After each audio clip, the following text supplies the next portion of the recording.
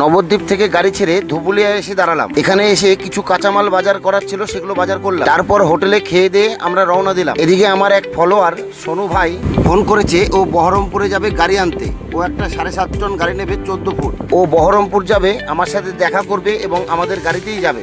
এই দেখো, এটা হলো সোনু ভাই, ওকে আমরা নিয়ে যাব। আর সত্যি কথা বলতে, যখন আমার ভিডিও দেখে কেউ আমার সাথে দেখা করতে আসে, তখন আমার খুব ভালো লাগে। আমরা বহরমপুর চলে এসেছি, তাই সোনু ভাইকে টাটা বাই বাই করে নামিয়ে দিয়ে আমরা বেরিয়ে পড়লাম। আর একটা বন্ধু ফোন করেছিল, ওর সাথে কথা হলো। ও আমাদের বললো পলসন্ডা টোলে দাঁড়াও। এই যে চলে এসেছি আমরা। ওই যে ছোট হাতিটা ওইখানে রেখে বন্ধু আসছে। বন্ধুর সাথে একটু হ্যান্ডশেক করে নিলাম। এই বন্ধুর বাড়ি।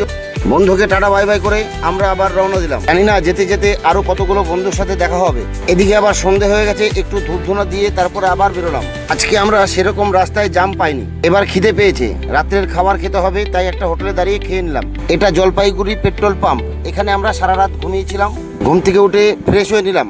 তারপর পাশেই চায়ের দোকান ছিল, চা খেয়ে নিলাম। চা খেয়েই আবার বেরিয়ে পড়লাম। কানাই বলছে ফালাঘাটা পেট্রোল পাম্পে গিয়ে ওখানে রান্না বান্না হবে, তাই ফালাঘাটা পেট্রোল পাম্পে এসে গাড়িটা রাখলাম। কানাই আবার মাছ কিনতে গেল। এখানে একটু পোনা মাছ নিলাম। মাছ নিয়ে রান্না বান্না করছি। এরপরে খাওয়া দাওয়া করব। সেই ভিডিওটা হয়তো তোমাদের এখন দেখাতে পারবো না, এরপরের ভিডিওতে দেখাবো। আজকের মতো এইটুকু। Tata bye bye.